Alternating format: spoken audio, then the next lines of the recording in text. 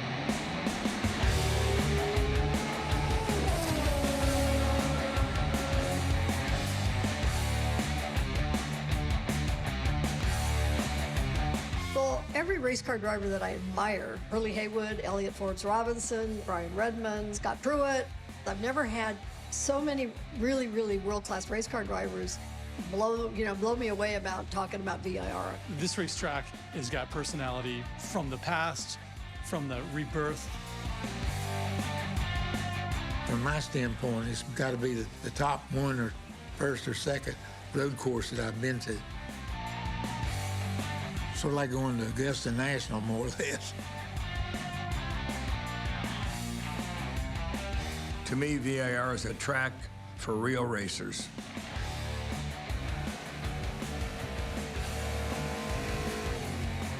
There's been a lot of times where VIR has scared me, where, oh.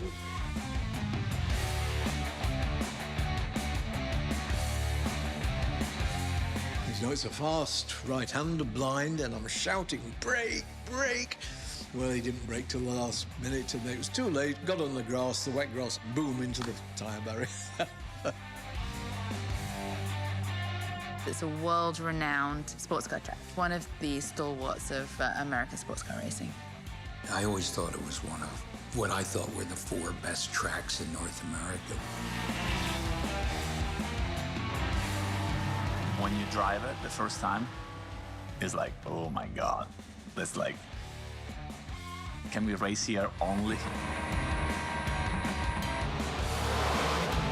VIR stands right up there with all the great tracks in America.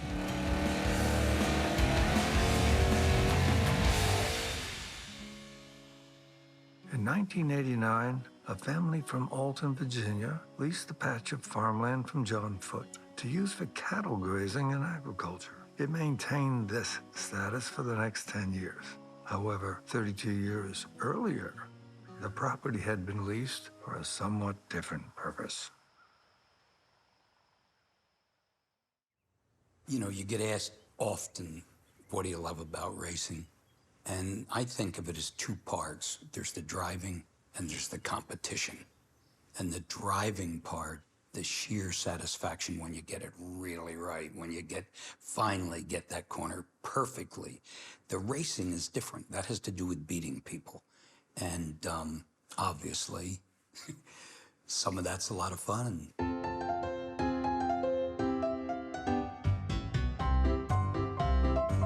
Road racing started pretty well at the time when the cars were first made, you know, back in the early 1900s. I always told people when the second car was invented, that's when racing was invented, you know.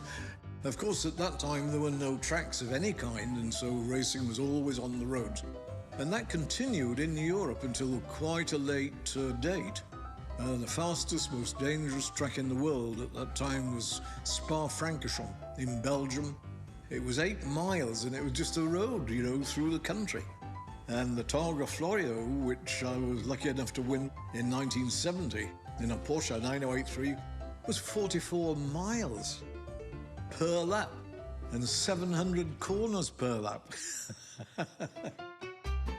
Road racing was a European thing. And in Europe, when they started car racing, they had public roads. Nobody had a racetrack. In America, they started at country fairgrounds, which most all, I think, had dirt ovals for horses. And as the two sports evolved, that's the path they followed. So when they built a racetrack in Europe, it simulated a road. Here, when they built an oval, you know, when they were up the pavement, simulated the horse racing track.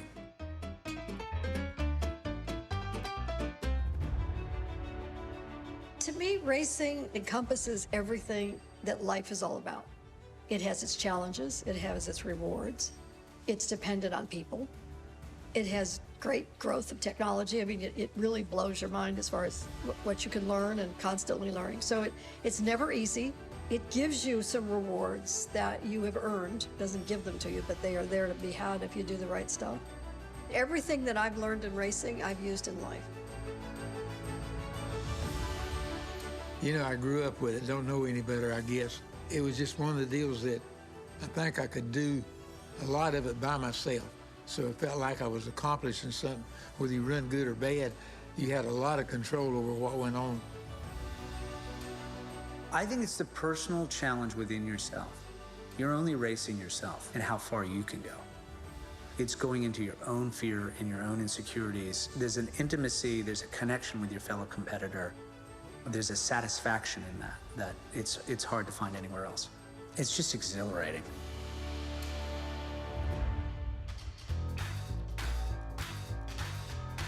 After the war, then all the boys come back from overseas and fighting and stuff. Our form of racing really got started. They started with modifieds, took liquor cars and made race cars out of them. And then in '49, they started racing what they call stock cars. Everybody's looking for something to do, whether it was in America or in Europe. And so racing started up again, mostly on roads still. But soon, you know, the dangers presented themselves, such as at Road America. In Wisconsin, it was through the streets and through the village. And Watkins Glen, same thing. There were what were called SAC Air Force bases, lots of car races on them. The tracks often being marked by barrels, 55-gallon drums.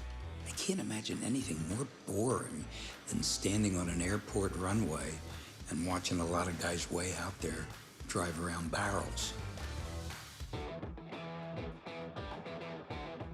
I can teach just about anybody to drive a really fast lap, but I can't teach people on how to be a racing driver, how to look at a situation like in a chess game.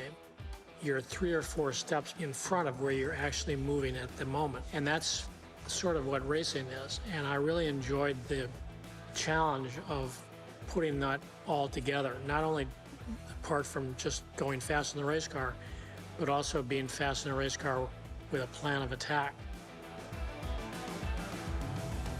What do I love about racing? The sheer driving, I think, is number one, and just the purity of just driving. I like pressure. I think, you know, it was my grandfather's, I remember him saying it, but if you have pressure, it means you have something that you're playing for, and it means like you should be lucky that you have that pressure, because it means you're playing for something big. I believe there's no other sport in the world like it when it comes to what you're putting on the line and the level of adrenaline that you're producing. When you're performing something that you truly love to do in front of a crowd, and when you are able to win, there's nothing like that feeling, because Everyone will tell you there's way more days when you lose than when you win in racing. So those wins are just super, super important.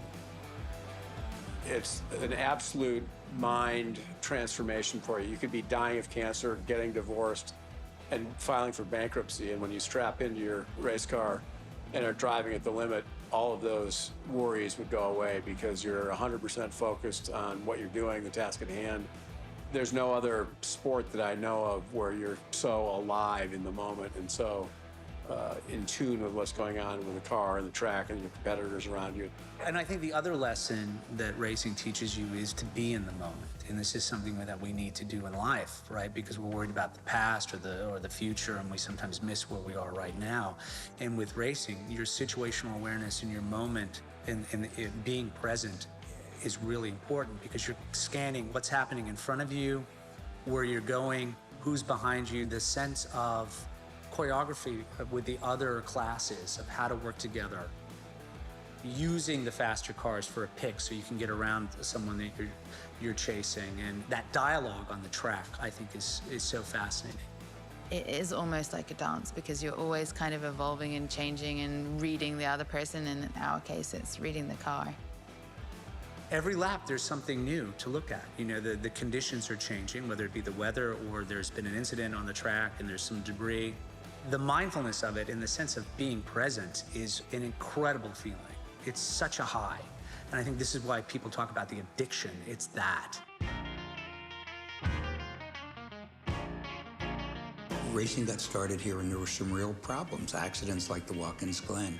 Most racetracks, the road racing tracks you know, got built all within the same couple of years. I think it was a really magical time, and you know, certainly '55 was a very deadly year in motorsport. What happened, obviously, you know, people were hurt, people were killed, you know, by cars that just went into the crowd. There was no crowd control. Road courses, like Virginia International Raceway, came from that.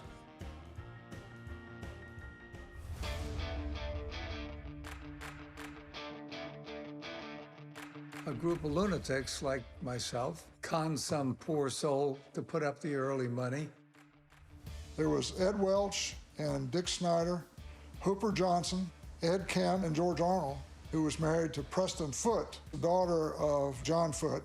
George said, well, we could go look at this farm. Preston was also interested in sports car racing, and so she eventually talked her father and uncle into leasing the land. They went up to the farm and they drove the course in the field, and that's what laid down the track. I mean, that was the route that they wanted the track to take. It was really at the height of motorsport of that generation, was really growing so rapidly. Tracks like Elkhart Lake, similar in mentality of how it started. Before they built the track, they used to run through town, and they just sort of, okay, how do we make this track similar with a bulldozer? Like, once again, it wasn't created by a computer. It was just created by these guys that just, here's the vision, here's where we want to go. The thing that makes VR amazing, it was built for lawyers and engineers. It was fun how they really worked with the landscape. Because they didn't have a lot of money, they weren't able to like move large amounts of dirt. Most of the track was built as a result of the natural topography and whatever obstacles existed. If they couldn't easily take them out of the way, they'd go around them. Fellow Dick Snyder had a Mercedes 300 SL. And we said, Dick, wind it up and see how it turned down here at the end of the straightaway before you get, there wasn't no woods out there then. I said, get down there, just turn, come back the other way. So that's his turn. That's actually horseshoe bend is Snyder's curve is what it is. So we started back up, and there was a big ditch right back here. I mean, a big ditch. So we decided we better get away from the ditch a little bit, and we started turning to left there, and we looked, and they were all hills.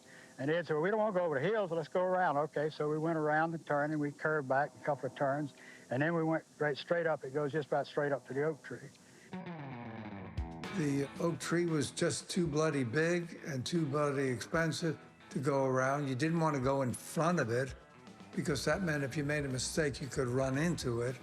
So they went around it. And the radius of the tightest corner on the racetrack, the Oak Tree corner, is the turning radius of the bulldozer that they used to lay out the circuit. They really built a racetrack with the seat of their pants. You know, it's like, oh, it scared the hell out of me. Great, pave it. It was 27 feet wide, and the reason why is because the Barber Green, the blacktop machine, is 9 feet wide. If you have 3 passes, you got a 27-foot wide track. The racetrack was solid, certainly initially. A foundation that was put down from gravel that was dug out of the Dan River nearby. They didn't change the topography. They didn't redesign around the topography. They accepted the topography as part of the racetrack, and they did things that we all did in the 1950s. We made the best of what we had. Big money did not come into racing till much later. I mean, those old tracks, when we talk about VIR, a certain generation of track that wasn't designed by a computer, but it was just a bunch of guys with a bulldozer going, we're gonna go here, and let's turn around that tree, and we'll go straight for about a mile, and then maybe we'll go down this way to slow everybody up. Bridgehampton was much the same way. They couldn't afford to make it any different than it was. At VAR, if it was a hill, you dealt with the hill. And that's what road racing's all about. Road racing is dealing with the landscape that you have at hand, not making it into something it's not. Those tracks, to me, have the most soul, and I think that's what's so amazing about VIR is the rhythm of the track, the elevation change, the risk-reward factor. If you go off in certain corners, you're gone. That's your race. Thank goodness they didn't have a lot of money to start lowering hills and raising valleys, because then it would just become, you know, a billiard table where it looks like a paperclip. There are people who just design these paperclip-looking tracks, and there's nothing dynamic about them, you know? That place, you're not only racing yourself and racing the people next to you, front of you, behind you, but you're racing the topography. A wonderful way for happenstance to create an amazing place.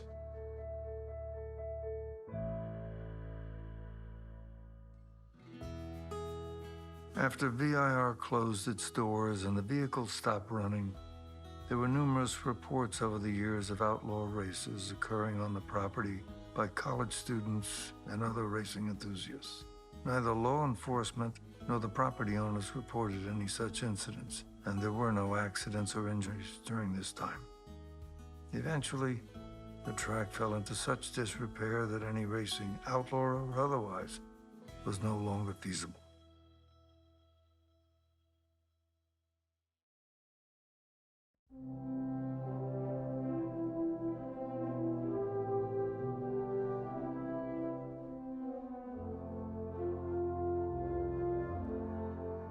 The first race was in August 1957. They had several races, depending on the class of car that was entered. The very first race was won by a fellow named Ed Hugas, who was driving an Alfa Romeo Giulietta. I was a track announcer back in the early 1950s, and I was asked to come down here and be the announcer of the very first race in 1957, and I gleefully accepted. Road racing in those days was just getting started, and it was quite an experience to come down here and see the size of it, 1,200 acres, the beautiful winding around, and the fact that there were no grandstands. Everybody walked around and went from turn 1 to turn 5.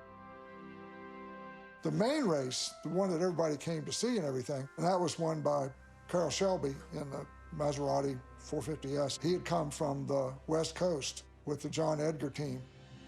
We had been racing mostly on abandoned airports all over the United States up till then, and there were very few really decent road courses.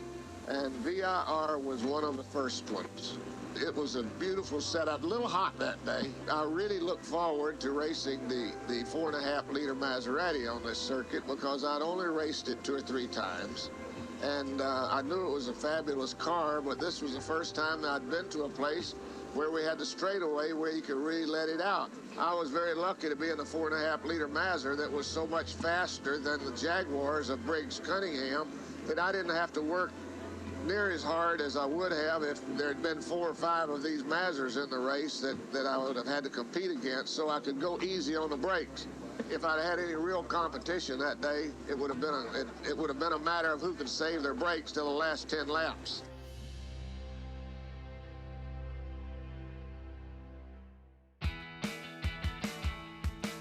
VIR was kind of a unique place. It was out in the country. I think we had to drive through 3 individual states just to get to the racetrack. VIR was a little bit on the primitive side because they didn't put a bunch of money into it. It was like a cow field through which they built a racetrack. There was really nothing there except, you know, the big pagoda, a trench urinal, and a dilapidated old outhouse structure. Well, if it rained, the infield would turn into a sea of mud. Wreckers had to pull cars back out, not broken cars, but just to get a car back outside the track to go home again. It was about the same size because it was all dirt and it was grass. It wasn't uncommon that on a, hot, dry period, somebody would come in, car hot, catch grass on fire. And then you'd have to get the fire department out.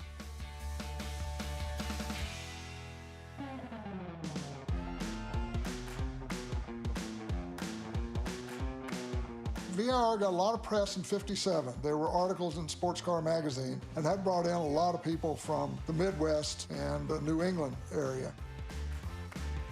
The famous guys who did it were in the very lexicon of the whole sport.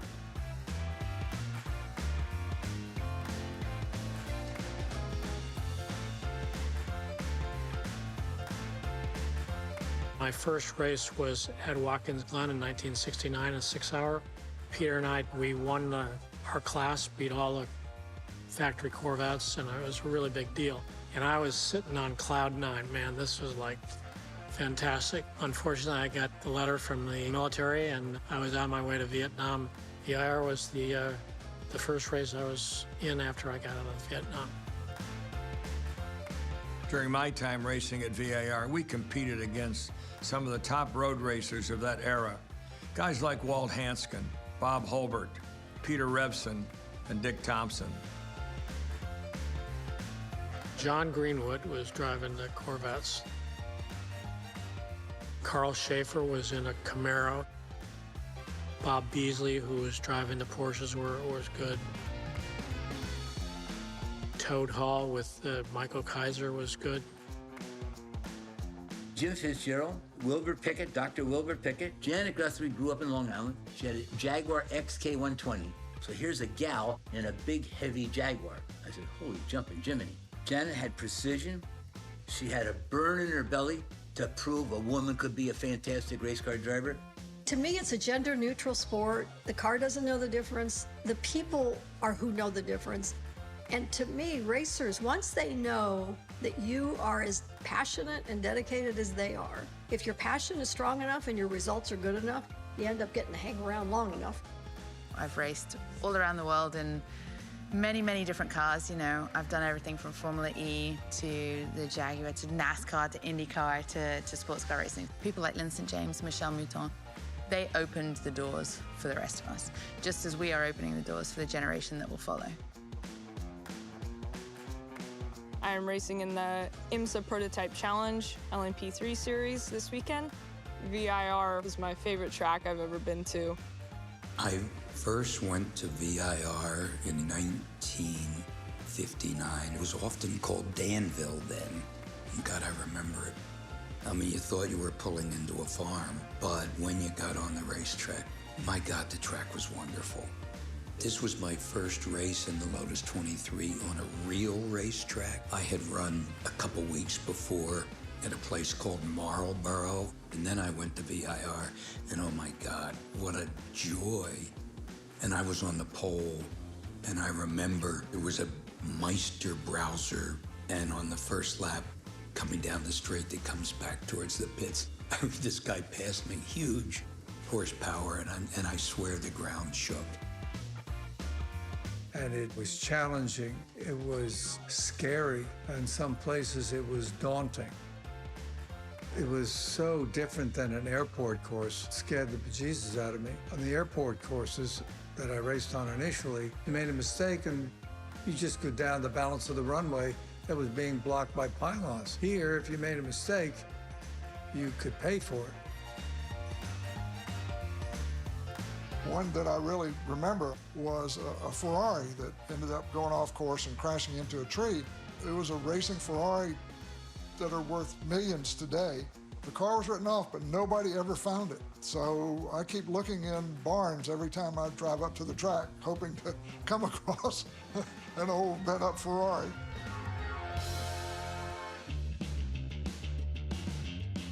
First time we ever went there, July the 31st, 1966. We'd run a race at Nashville on Saturday night.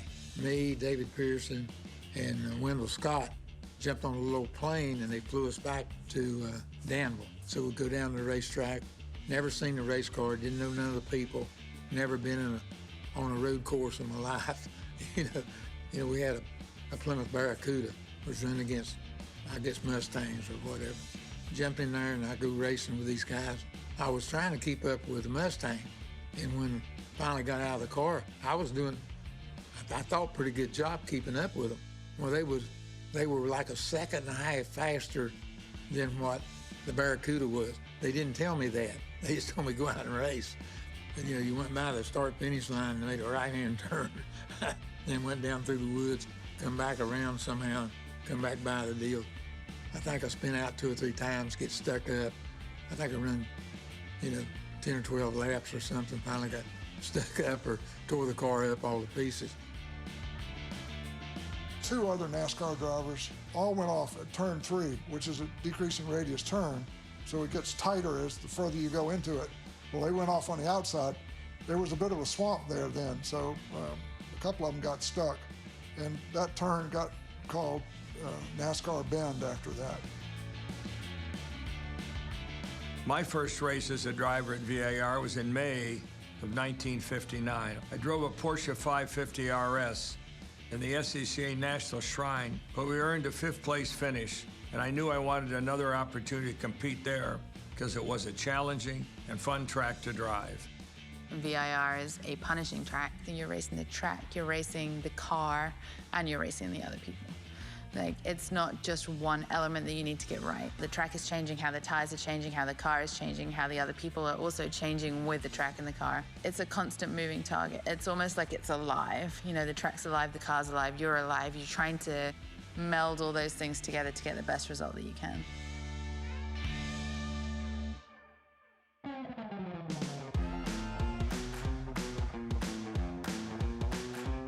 One of the reasons that drivers really enjoy racing at VIR is because the course offers so much.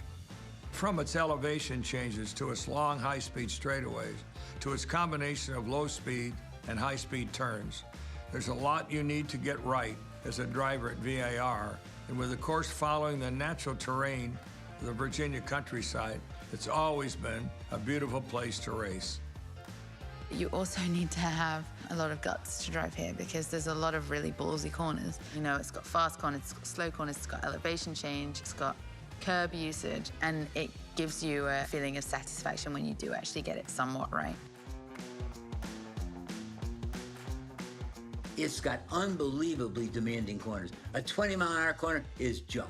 A 150-mile-an-hour corner is junk also. The 80 to 120 are the ones that really do separate the men from the boys. If you get into a corner too fast, you'll see the guy who isn't very good. You'll see it and go, wow, he spun off the road. You'll see another guy makes a big correction and he slides down the road. And then you watch that same corner for the whole race and you go talk to the guy who won. And he says, oh man, I almost bought it one time. It was awful. I said, I was standing there the whole time. I never saw it because you don't see it. The guy can cover it up and make it work right. And that's the difference, I think, between the really good people and the people who aren't so good. Unlike any track that I know of anywhere, the first half of the track is very slow and technical, and the second part of the track, from the high-speed S's to the roller coaster and hog pen, are all high speed. So you've got 2 different setups of the car. I remember going up the S's. I mean, you took a deep breath on the entry and just prayed to God nothing went wrong because it was fast. You have to maneuver the car through a lot of turns. You have to be under high loads of braking, and then you have to be able to learn to do a lot of shifting, and you have to really know how to match your RPMs, your torque, and your shifting to maximize the power coming out of corners. You're busy all the time. You're either shifting, braking, turning. You don't feel like you're going straight hardly ever. I learned very quickly that racing at VIR took a certain kind of driver. If you're going to race here and be successful, you have to have discipline. You have to have precision. You have to have patience. And the margin of error then and now is narrow. Almost as narrow as the track itself.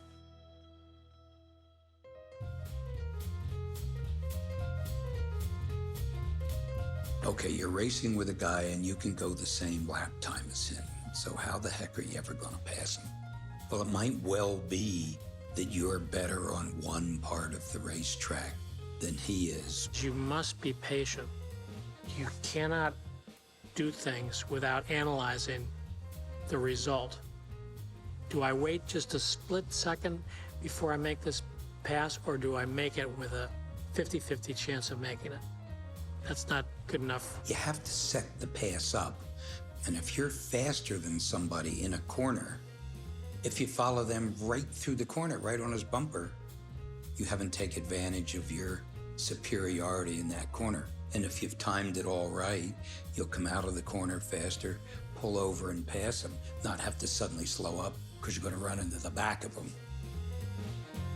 There are certain circumstances where the 50-50 or even a 20% chance of making it comes in, but you have to make that 20% to win the race. Then yes, you make it. But if you don't have to make that choice and you just wait just a split second, you'll make it up somewhere else. From inside the cockpit, you can really induce issues to the car. Like Virginia really, I remember the throttle coming out of a corner, you can induce the front to slide and then normally the rear snaps. So you induce two issues that you wouldn't have if you just were patient and waited and let the car turn. Boy, your line you better be smooth and perfect. You screw up one, you screw up a bunch of them. So it's a demand, discipline, intense driving. It's equivalent, I think, in some ways to downhill skiing through a course, through gates. If you're making the turn in for the ski gate, when you get to it, you're already too late. You want to turn in significantly before you get there so that when you're passing the gate, you're already set up for the next corner. And to a certain degree, VIR is very much like that. You have to be ahead of the course. If you're reacting to the course as opposed to being proactive about being ahead of the corners, if you have to react, you'll end up going off in the weeds. Everybody makes a mistake. And it's how you handle that mistake. The guys that don't have patience make the mistakes, and the mistakes cost time. You make a little mistake on the racetrack, and it takes time to fix that mistake. You need a very quick reset button in your head. If you know you just lost a 10th in the last corner, the first thing you want to do is try to get that 10th back in the next corner.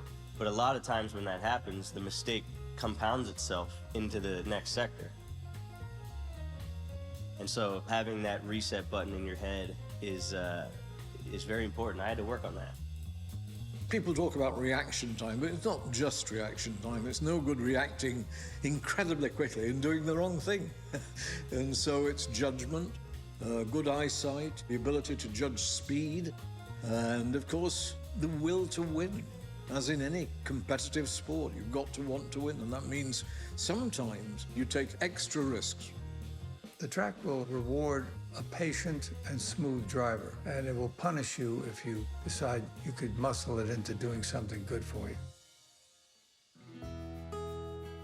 When Paul Rembold removed the 5 miles of telephone wire and the PA system from the track, and the supports for the pagoda fell in, very little remained of the original raceway, except the track itself, which eventually gave way to nature. But nothing was left to indicate why a grand old lady of a racetrack, beloved by so many, had been consigned to nothing more than a forgotten relic.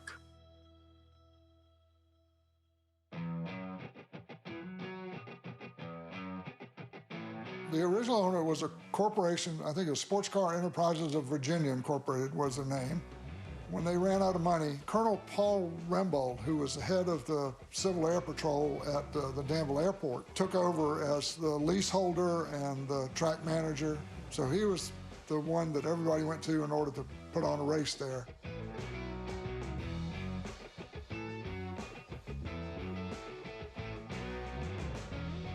The key probably was the national championship points races that were held for SCCA national championship points. And they would hold them in the spring and the fall. And they would track anybody that wanted to compete in the national championship would show up for those. They got great coverage in the magazines, Sports Car Graphic and SCCA Sports Car and Auto Week. And then the SCCA's Trans Am Series, one of the very first races, happened at VIR. And that got a lot of publicity. Probably my greatest memory of racing at VIR was the President's Cup race. I was driving a Cooper Monaco and we won the pole. I remember it was raining pretty hard throughout most of the race and it was pretty difficult to see.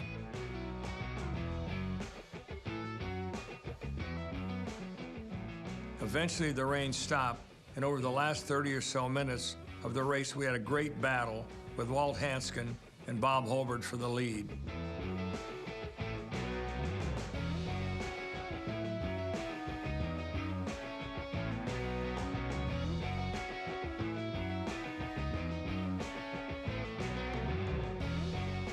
We ended up winning the race. That was my only victory at VIR, and I definitely had to work hard for that one.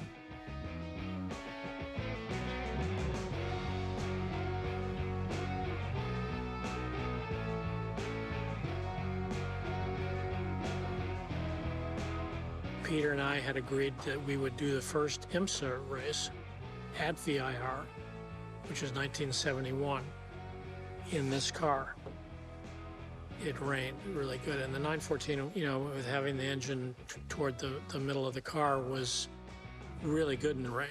And both Peter and I loved racing in the rain. We had definitely an advantage over, say, like the Camaros or the Corvettes or the Mustangs. They were just sliding around, and we had pretty good traction. And we won the race, and my commanding officer, who was a big sports car lover, had no idea that I was part of his troops at Fort Lee, and I got back to the campus and got a note that the commanding officer wanted to see you in his office. So oh my God, I'm in trouble now. And he said, I saw the race, you did a great job. We have to help you get out of here and go on with your career.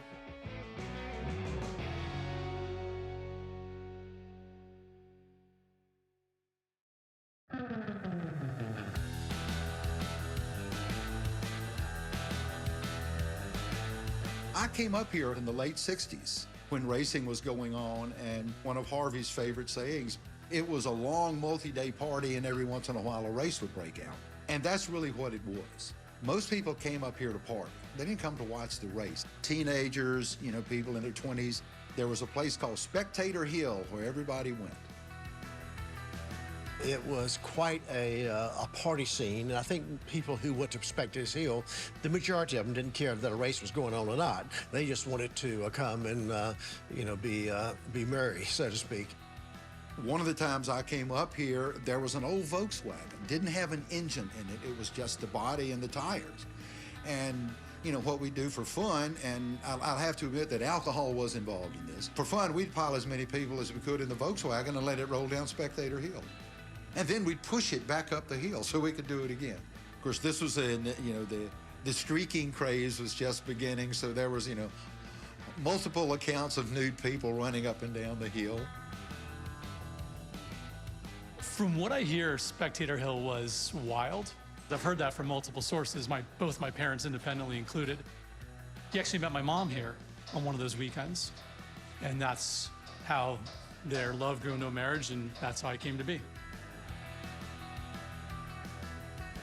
If all the people who said they were conceived, you know, on Spectator Hill and at VIR actually were, then the population of Halifax County would probably be double what it is now.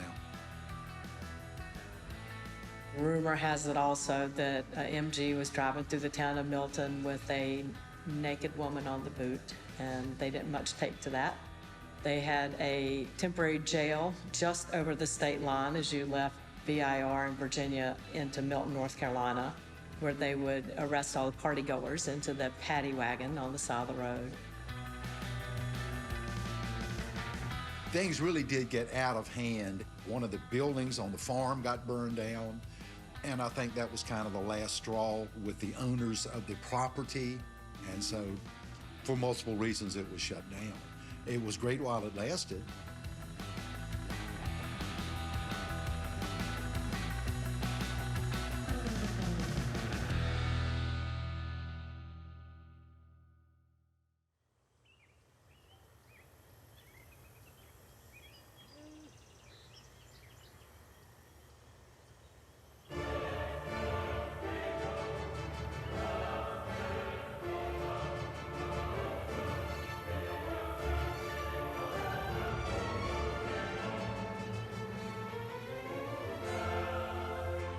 The Foote family closed VIR down in 1974, and I think they had just finally had it up to here with all the shenanigans going on out here.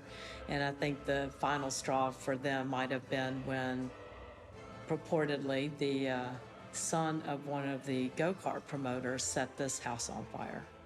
So they didn't much care for VIR after all those happenings. And in fact, when Harvey negotiated the lease with John Foote, there's a clause in there that we are not permitted to have a Woodstock-style festival of any sort.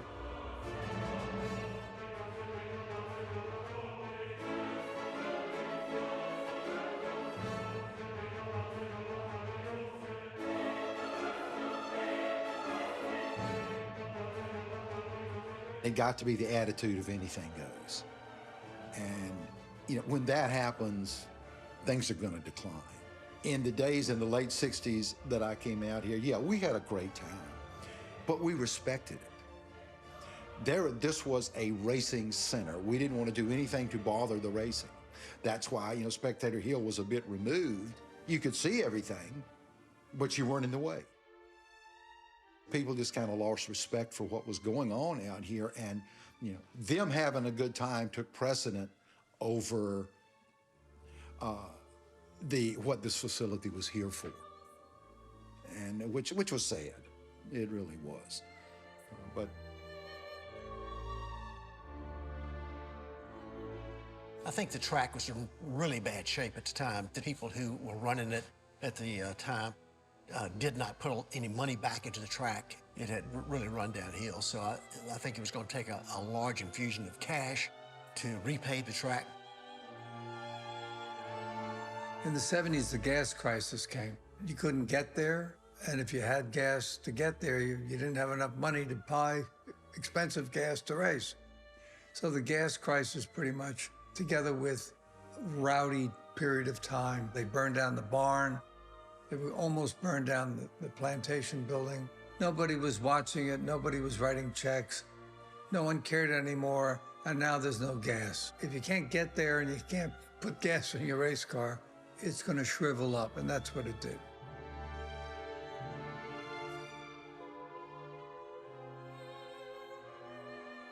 It was a guy named, called him Bitsy Cheney. He raised corn and over there for probably, I reckon, 20 years before we got it. We had that farm over there, I reckon, back in 1990, something like that. We were running cows on the whole thing. We had about 300 head, 300 brood cows.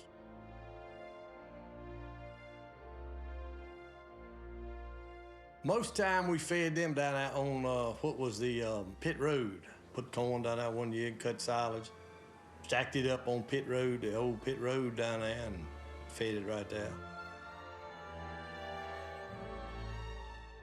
in the early 80s, I took flying lessons out of the airport at Danville, just west of here.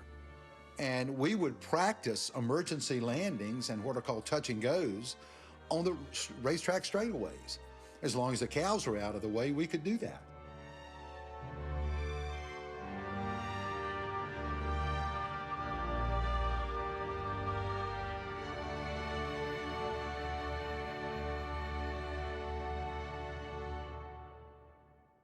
If you go back and look at the article from 1956, the plans for the track, they were great dreams, I guess, but it really took somebody like Harvey and Connie to make it happen. I know the first time we met Harvey, the Foots family had told us that, they had a guy coming in from New York thinking about fixing the track up. We met up at Oak Tree then, Oak Tree Turn up out. And Harvey, he went on talking about all what he was going to do and, going like he could envision this over here and this over here and how it was going to look. It's just like he already had it pictured, I remember looking over my dad, I was sort of looking, I was like, man, this dude's crazy, But, no, he wasn't crazy. If he was crazy, he's crazy like a fox,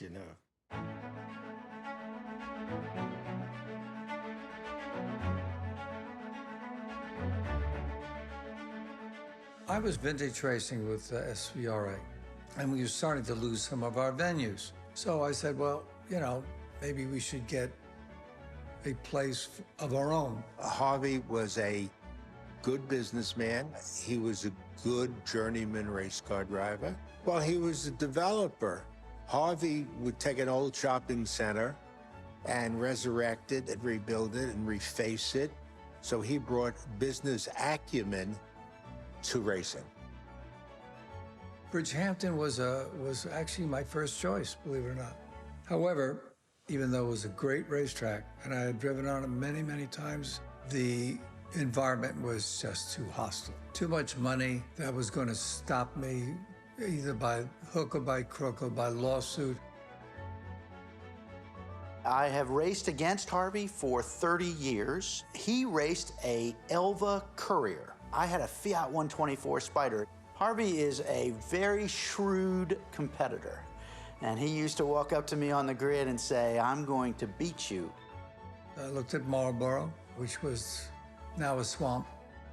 Looked at Thompson. It too was swampy. Vineland, it had been subdivided and part of it was a university. And then I stumbled upon VIR. Harvey was definitely a unique individual. I think he could actually see that day of what it, the way it turned out. He was a man of vision, no doubt about that. As I walked up with the owners with me, I looked out under the oak tree at the long, straight, the rolling hills of the Virginia landscape. Inside, my heart was beating heavily, thinking to myself, oh, what a beautiful piece of property. And outside, I said, it's pretty rough. First time I met Harvey Siegel was in May of 1998. I was introduced to him by Peggy Burke, his right hand in property management and leasing. And she called me one day and asked me if I would come in and meet Harvey. He's put a property in Virginia under contract, a racetrack. Well, once we entered into the agreement, then I needed to go to the planning board, of course, to get approval to do it. I was sitting in my office, and this guy walks in, and he says, my name's Harvey Siegel, and I'm from New York. And I thought, well, there's strike one. He sketched out VIR on a napkin, literally. And he said, I'm a commercial real estate developer. And I thought, well, there's strike two. There were actually cows grazing on the front straight the first time we came here. The hog pen was still up in Hog Pen Turn. And he said, I'm here to resurrect VIR. And I thought, yeah, right. Going to the planning boards has been my life experience. Developing in New Jersey, developing in New York, developing in Connecticut. Generally, the process is painful. He was probably the 10th or 11th person who'd been in over the years saying, I'm going to do something with VIR. And none of it, of course, ever panned out. In New York or New Jersey, you needed a full set of fully engineered working drawings. Several meetings with preliminary planning boards for concept development. There was something about Harvey. He made a believer out of you. And I was thinking, this guy may be able to do something. Identify where the buildings are going to be, where the infrastructures of the roads, engineered drawings. showing elevations of stormwater control, elevations for sewer, domestic water supply, fire water supply. Harvey, to his credit, had done his homework. They'd ask you to do an environmental impact study. They'd ask you to do a traffic study. They'd ask you to do a stormwater drainage calculations, a reserve and detention study, architectural review, site plan review. One meeting with the Planning Commission, he made his presentation. We talked about it for a while. Planning Commission said, yeah, go with it. And they go out and they're out about 10, 15 minutes, and they come back in. We've talked about it, Mr. Siegel, and we've decided to let you do that. Short, sweet, it's done. The board said, you're approved, good luck. And I sit down next to Connie. I lean over, I said, what does that mean? What does it mean? I don't know. and I think that did take Harvey by surprise quite a bit, because he's used to, months and months of process. And down here, we did it in a few days. After 40 years of development under my belt, I had no oversight of any kind. The rest is history.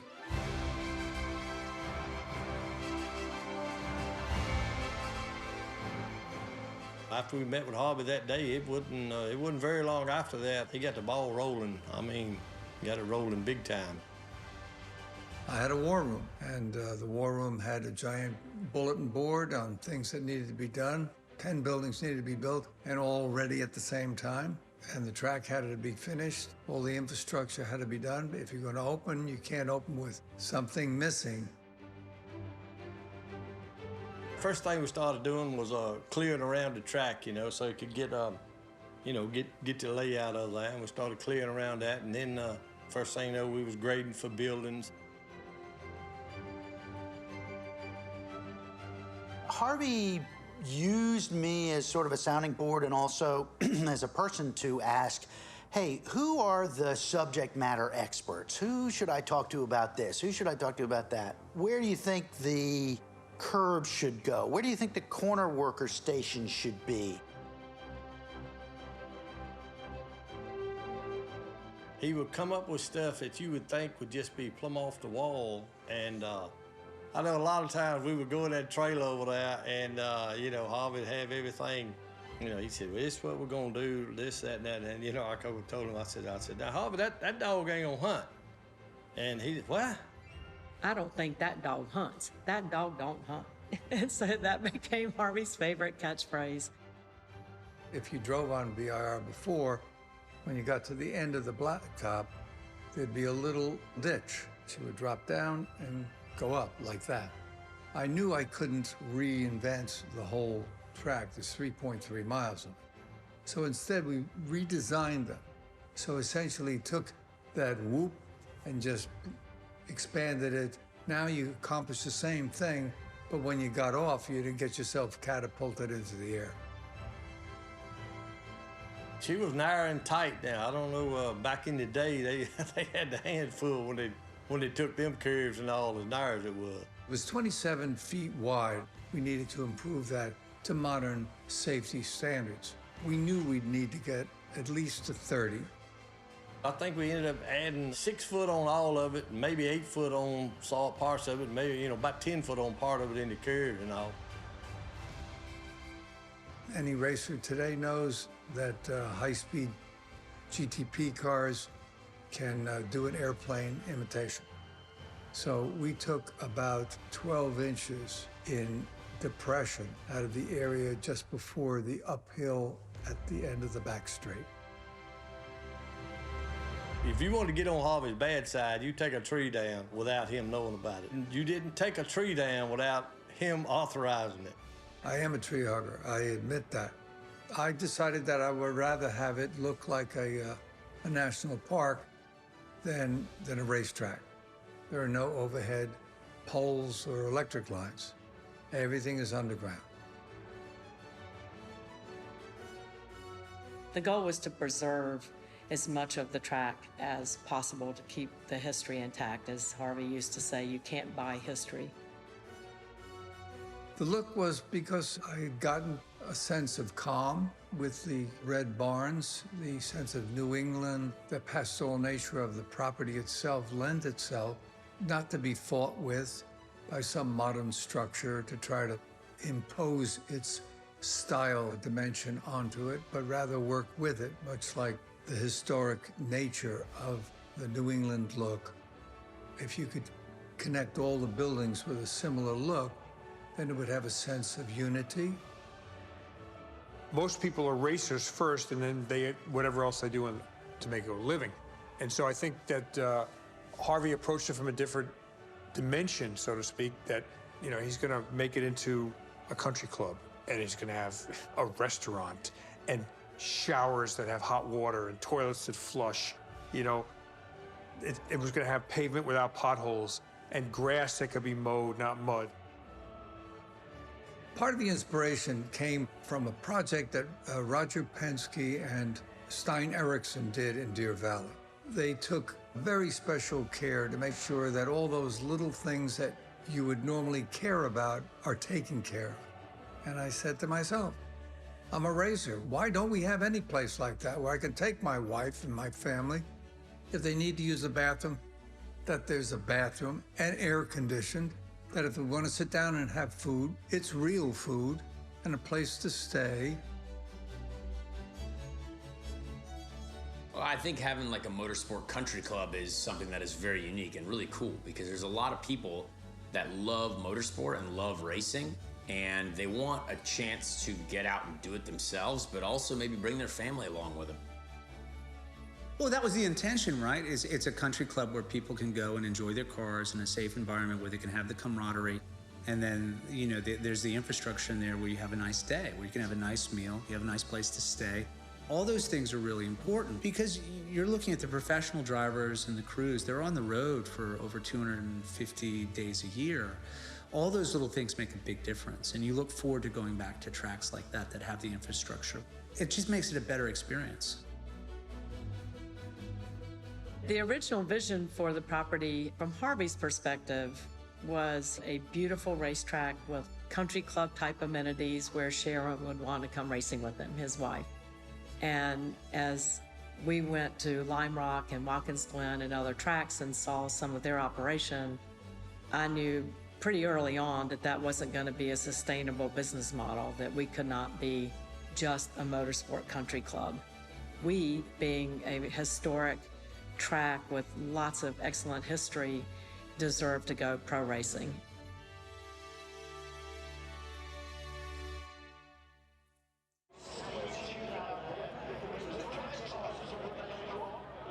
A long-time dream? A long-time dream. I always visualized that one day I'd be able to make a racetrack look like it's supposed to look, and do it with both the spectator and the participant in mind. You have big plans here. What would this look like in a few more years? Well, I mean, it's somebody mentioned that it looked like a national park. We don't want to make it totally a national park because it is a racetrack. But because it's a grand old lady of a racetrack and one of the most challenging and probably in the world, we felt that the family would love to come to a racetrack instead of a golf course, having a race course instead of a golf course. That way we could make everybody in the family enjoy the sport that I love.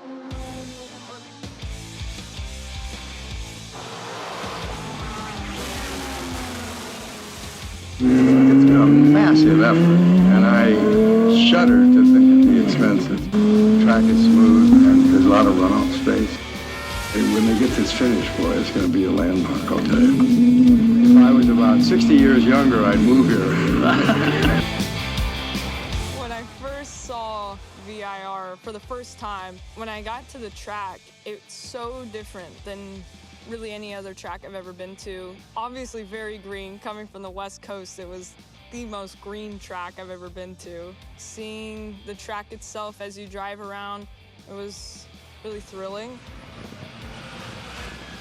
I thought I was at the wrong place. I mean, it was gorgeous. There were real buildings there. The paving was good. I was really impressed. After it was resurrected, a lot of the drivers came back, 99%. They praised the track very, very highly. Well, it's a remarkable transformation here. Really beautiful job that Harvey Siegel has done. This will go down in history as one of the finest road courses, if not the United States, the world. People that raced there in the 70s and went back in, say, the 90s, it was the same track. It just newer. You know, safety was an issue, and, you know, they took away the zones where you could get in trouble. I remember VIR very vividly as probably the best racetrack, or one of the best that I'd ever raced on in the United States, and it still is. I think VIR, as it is today, is one of the nicest racetracks we have in this country. And it can be used for any kind of racing and make a damn good place to have a Formula One race.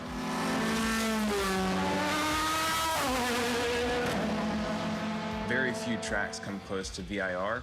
It's something that, you know, you're out in the middle of the nature. Once you're there, you're secluded from everything. It's VIR.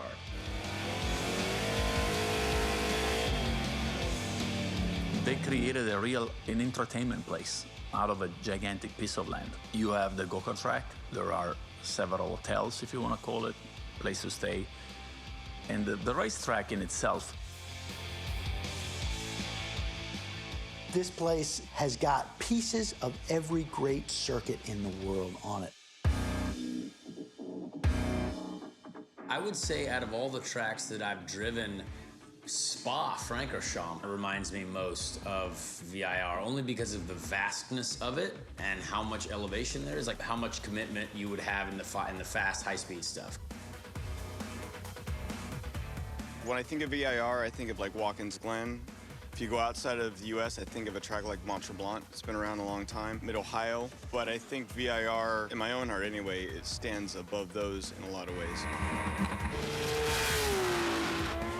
It's like a lot of the turns at the Nürburgring, which, as I mentioned, you know, is 170 turns per lap, and a lot of them are blind. The experience of being in VIR, it's very similar to be at a track like Mugello, you know, where it's planted in a beautiful area, but when you drive it the first time, it's like, oh my God, that's like, can we race here only? The original course, the historic fall course, is 3.27 miles, and that is the outer perimeter of the racetrack. And Harvey had the great idea of bifurcating the track into the north course, which is 2.25, the same as Mid-Ohio, and the south course, which is 1.65 miles, just slightly longer than Lime Rock in Connecticut. And then later, we connected the cut-throughs to create the Patriot course so that you can run full and Patriot or north and south.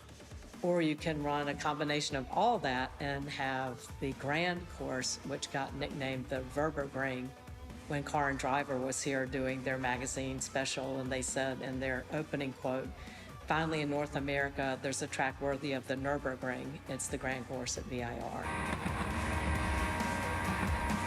Carroll Shelby said 1 lap here is like 100 at Watkins Glen. So you're coming down for the drop of the green flag. At the little kink on the front straight, the flag drops, you got about a 100-yard dash down into turn 1. As you go into turn 1, it's a hard brake zone with a really fast entry, but you have to slow it down and get it off the corner, so you struggle to put the power down.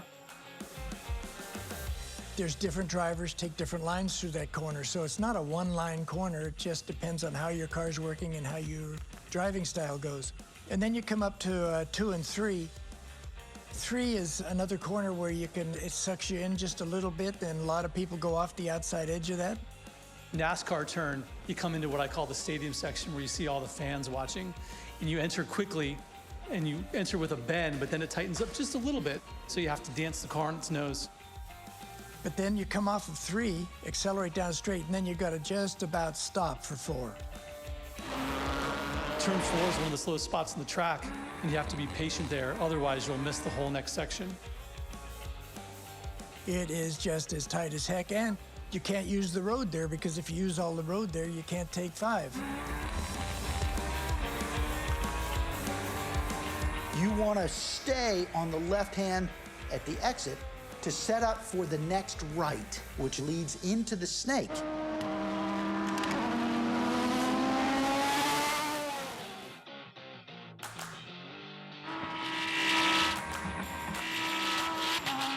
The uphill S's are flat out. The car flies through the air. Sometimes you even lift the nose off the ground.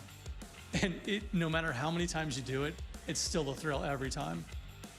Well, the S's are the most exciting, right? Because that's really, as a driver, you need to be flat and not lift, and you make up the most time, and it's exhilarating when you nail it. And if you don't, that's when you're going to lose a lot of position.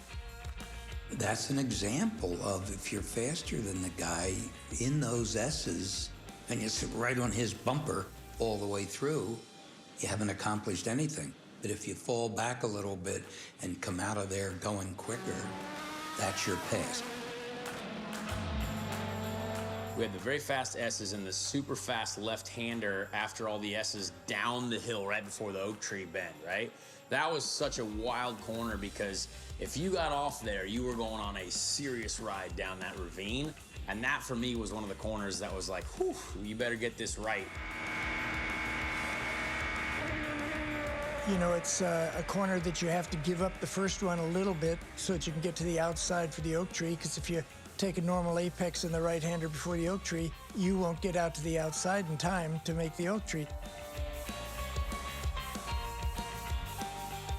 There's so many small details in Oak Tree Corner where, like, on the exit, there's just this little tiny divot in the curbing on the exit where if you just barely hit that with half of your left side tires as you exit, that's going to be your optimal radius going through the corner. You're turning and the apex is right there, and you got to get down next to the tree. So all those things have these beautiful little reference points.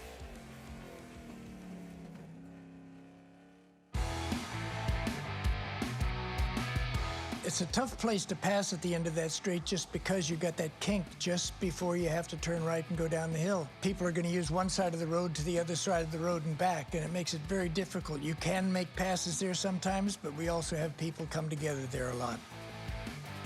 There's an elegance to it. There's a rhythm to it. There's a way of racing with someone and knowing, okay, if I let you in here, then I can overtake you here. It's like a ballet. It's a dance. There's a lot of give and take, so if you know somebody just did something to you that they didn't have to do, I'm the type of guy that's coming right back to them, so I think that's how you kind of earn your respect. And you know where people are. You know who's who, and you know who you can trust and who you can't trust, who's an asshole and who's cool, and the assholes get weeded out pretty quickly.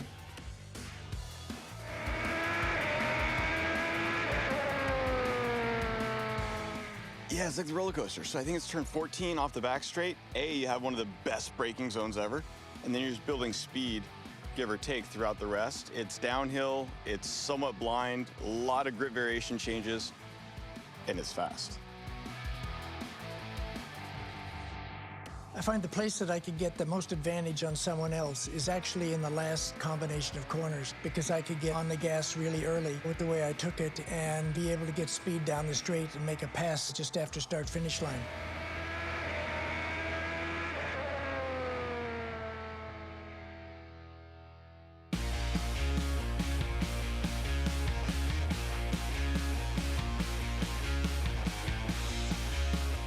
When I was 16, I was at a boys' boarding school in the north of England, and the headmaster called me into his study, and he said, "Redman, we can't teach you anything. I suggest you leave school."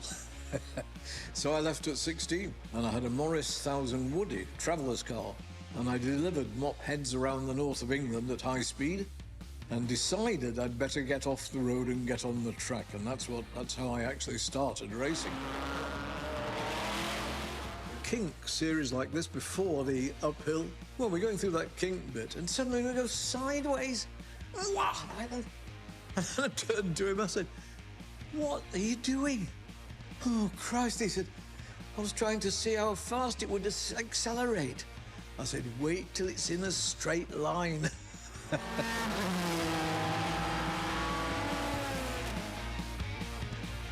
I'm born in a village that is actually pretty close to the one just right outside VIR. I wanted to be a basketball player when I was a kid. I sucked. I wanted to be a soccer player. I wasn't good at. But the first time I sat in a go-kart, I was pretty good. In my life and my career, there was never a plan B. It was racing or cleaning the floor at the local McDonald's. 2004, just signed the contract teaming up with Scott Pruitt. They told me, we're gonna go to Virginia International Race. At the gate, I asked if we were entering a resort. The first lap I took there, I was like, how did we not race here before? I think I held the lap record. I set the fastest lap back in 2004 and it stood for a while. I was driving a Lexus prototype with which we actually won the IMSA championship in 2004. I first started in go-karts at 9 years old. It's funny, like, people downplay those machines, but at that age, it's, those things are going 70 miles an hour, right? And then from there, as soon as I was legal to go to cars, I was at Virginia International. I had a couple podiums there, and I know that a win there helped propel me to win that championship. I remember it being extremely technical, and I remember you having to be very patient with the throttle, which is not good for me. But it taught me to be patient. Slower is faster sometimes. It was part of the family dynamic really growing up because we'd always watch the Indy 500, Monaco Grand Prix, Le Mans, all the big races. And then when I first started dating my wife, she gave me a Skip Barber 3-day competition certificate, and that opened up the door. A few years later, I ended up going to Atlanta for a charity event and ran into Don and Dan Panos. And then I started racing the Esperantes, in the school that was there at Road Atlanta. And that's when it really was like, okay, now I'm in. I did their racing series and then slowly moved up and just got the addiction. I remember going off in turn 1 in the wet, and it slopes down, right? And once you hit the grass in the wet, you just pick up speed. And I went down over the hill, and I'm just sitting in the tires, and I'm waiting. I'm like, where is everybody? It's like, does anybody know I'm down here?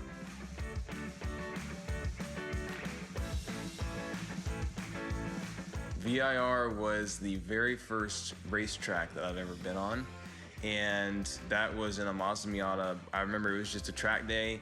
It was 2 days, just went out, had a lot of fun. And that track, I've had more laps at VIR than I've ever had at any other track. We were racing in a prototype there one year, and it was absolutely crazy weather conditions. It was raining on half the track, dry on the other half, and I was behind a train of 3 or 4 cars. We were going up the uphill S's and going into turn 10. First guy loses it, goes off track. Second guy loses it, go off track. Third guy, and then I follow because it went from dry as a bone to pouring wet, and you just didn't have any grip whatsoever. And there's like 4 or 5 of us going off at the same spot. Before my minimum drive time, I had to drive the car. Boris was in the other car, and so when he got out, I got at the end, and we won the race and the championship. We didn't find out till we're at the banquet that night.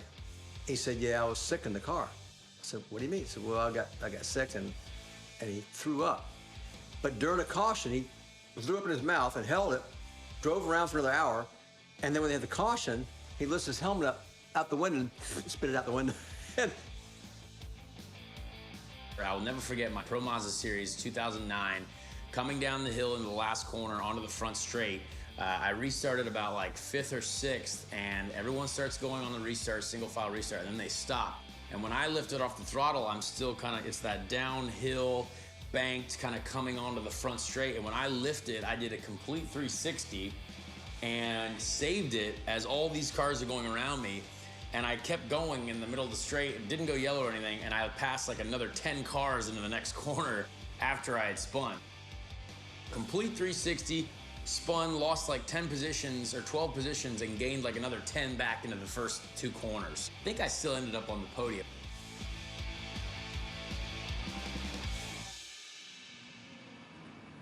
In 2014, great race. I was just transitioning from Mazda to Porsche. Everything was really working so smoothly, felt really confident. Getting back to qualifying, really pushing final lap, really aggressive going into the final corner, lost the rear end of the car. I was braking a bit too late, lost in, and just slid down the back. And with the Porsche, of course, the engine's gone, transmission, everything has to get rebuilt. I just felt so bad. I was like, shit, I'm putting the team in a really bad situation here. It looked like we were gonna have a really good qualifying, at least on the front row, and I blew it. You know, I was just too greedy and made the mistake. We had to bring in an engine from Atlanta. Guys worked all night long, got the car ready for the start of the race. We started at the back. I remember reading this book called The Champion's Mind about sort of the mental approach to sport. And when you make a mistake, there's a chapter about letting that go and moving on. And I was like, okay, now I need to make this up. And I just really focused on, okay, well, what do I need to do at the start? Where do I want to be during the start? And I just ran the whole race in my head. And then the race starts, and I just picked up the rhythm again. I let go of the incident in qualifying. I could just feel everything working in the car. And I was ahead on every corner. I had my eyes up, I was really focused, and we ended up finishing on the podium. That was one of the best races of my life. That was a real turning point. I think starting with John Wright and those guys, and my whole level of racing changed, and focus changed completely.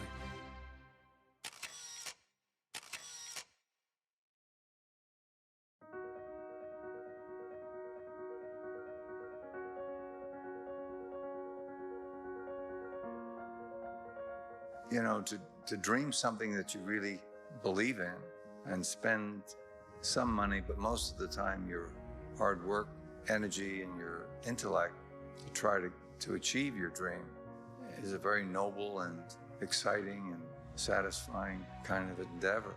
Because without dreams, half the things on the planet wouldn't have been done in the first place.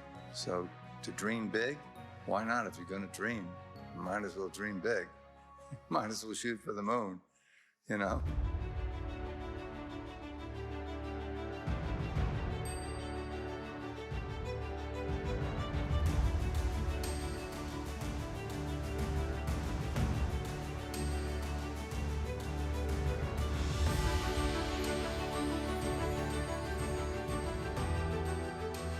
Harvey took something that was really rough. We know that there were cows grazing on the straightaway and broken pavement and ramshackle buildings, and he built the showplace.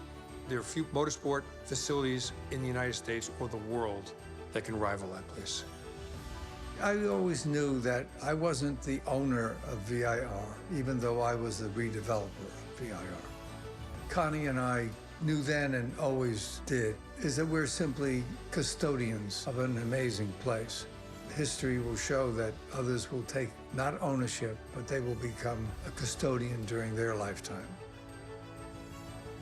I think VIR, for spectators, for drivers, for families, it just offers everything. And I think the people that run the place are at heart themselves the racers. And so they bring their passion every day. And the fans feel it, the drivers feel it, everyone that's involved. This has become more of a culture than a racetrack.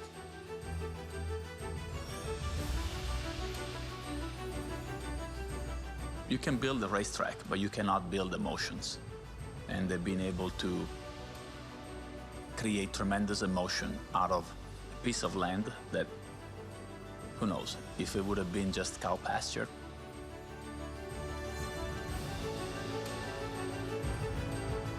The thing that moves you most about VIR is the history. When you think about it, and when you make the approach and you go down through the gate and you're driving down into the paddock, I've always flooded with memories of the past and images and moments where I wish I could go back. Being at the first race in '57 and seeing Carroll Shelby and all the legends of that era. And then, could you be a part of that history? Would I be able to make my mark and be a part of it? You've got a handful of racetracks in North America that evoke emotion. You look forward to coming here. It's green, it's lush, it's a cool track, it has history. Some tracks you get goosebumps driving into, and I think that's one of them. VIR is nice to be told about. VIR is unparalleled when you live it and you experience it, because there's, no matter which way you turn and look, something's going on. You know, you want to see cars running 180 miles an hour on a straightaway, you can. Walk over to the next little area and you see cars doing S-curves. And the whole gamut of racing experience is here. As a race fan first, as a race competitor second, as a person who loves the sport as much as anybody else in this world, it is wonderful to know that someplace like VIR exists. Well, there's so much pride in the track and the resurrection of the track and bringing it back, and the hospitality, in the kindness. Everyone you come in contact with, the people that are telling you where to park or where you can't park, and that consciousness and culture is so important. I remember the driver meetings that we would have at VIR before the race, and the camaraderie and all of that. I would always look around and just be so grateful to be there, to be a part of it for this moment in time. And it feels like you're coming home.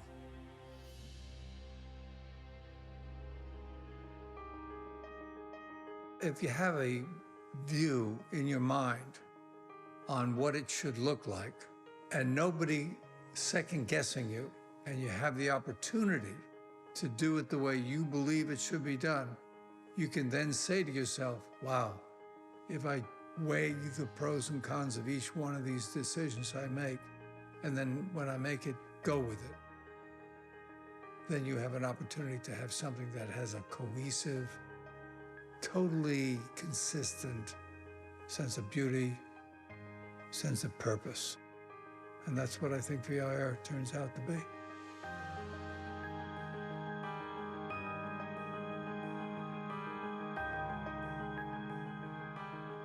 I think the heart and soul of VIR comes from the heart and soul of everyone who has graced it over the years, whether it was the original constructors and the racers who made it famous back in the day, to everything that Kerrigan and I are working on today to continue the legacy that Harvey restarted. It's just been an amazing journey, and we try to engage every person that comes in, make them part of the VIR family, the legacy, and it's almost like it's got a heartbeat of its own. I mean, you just can't come here and visit and have a fun day. You come here and take some of it away with you, and you leave some of you behind.